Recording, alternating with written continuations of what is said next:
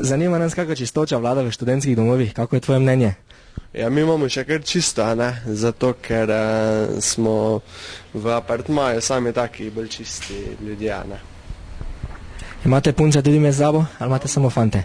Imamo 2 punce, pa 4 fante smo, pa skrbimo za higieno. Koliko si pa seznanjen z zadnjimi dogodki, ki so se dogajali v Ljubljani, ko so v študentskem domu našli garje?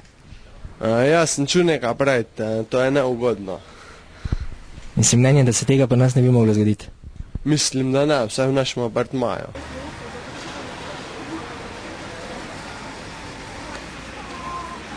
V mariborskih študentskih domovih tega pojava nismo zaznali, ni bilo nobene prijave, tako da zaenkrat je še vse v redu.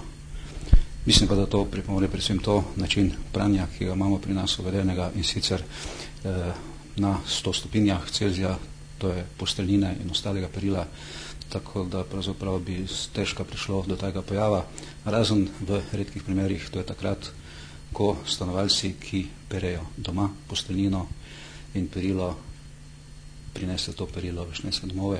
V takšnih primerih bi eventualno lahko prišlo do tega pojava, vendar so možnosti zelo majhne. Poleg tega imamo sestanke, posebno še zdaj, po pojavu v Ljubljani, v ljubljanskih študentskih domovih, sestanke, na katerih se o teh stvarih tudi pogovarjamo, opozarjamo na osebno higieno na splošno in pa na čistočo v prostorih študentskih domov, v sobah, predvsem pa v skupnih prostorah, v kuhinji, jedilnici. Tako da smo nekako preventivno le ukrepali kljub vsemu. Kaj pa kaže izkušnje? Študenti skrbijo za svojo higieno?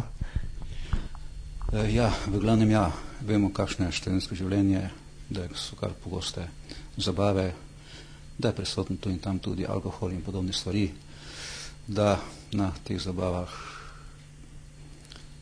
puščajo nepospravljeno.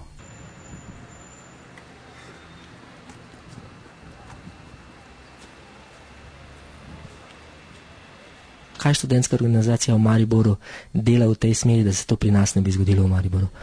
V Ljubljani, to, kar se je dogajalo, moram reči, da sem tudi sama bila presenečena, da je sploh možno kaj takega, da se zgodi. No, jaz verjamem, da oziroma vsem, koliko sem obveščena, se takšne stvari v študentskih domovih v Mariboru ne dogajajo, oziroma študenti dokaj redno naj bi skrbeli za svojo čistočo, ampak nam je dalo v pobudo oziroma v razmislek, da tudi začnemo razmišljati v tej smeri, da mogoče malo bolj opozarjamo študente na red in na higieno v študentskih domovih, da skrbijo za svoje okolje, saj dejansko to je njihov drugi dom oziroma večkrat oziroma več živijo v sobah v študentskih domovih kot pa dejansko doma. Tako da ja, pozivali bomo v prihodnje študente, da naj skrbijo za higieno ter za čistočo svojih sob ter apartmajev.